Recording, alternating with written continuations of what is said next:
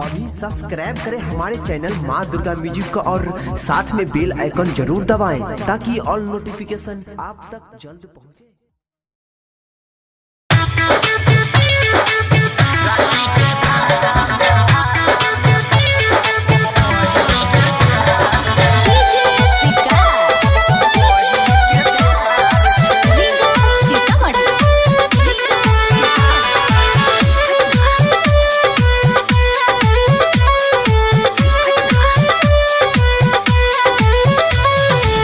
दुनिया में सबसे पावन त्योहार छे, दुनिया में सबसे पावन त्योहार छे।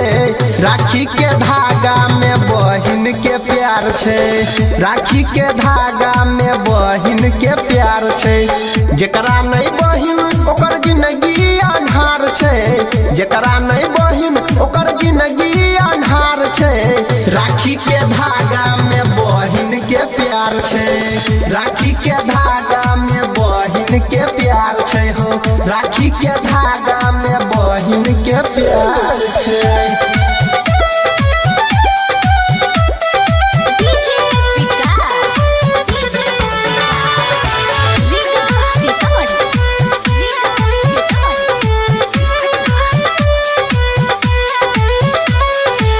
कहे छे बहिन सुन मोरे भैया,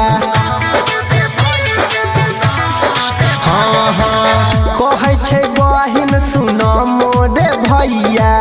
राखी बंधवाला नहीं लगत रुपैया, खुशी तू रह सलामत रह, खुश तू रह सलामत रह। भैया बहिन देख करत पुकार छे हो, राखी के धागा में बहिन के प्यार छे हो, राखी के धागा में बहिन के प्यार छे।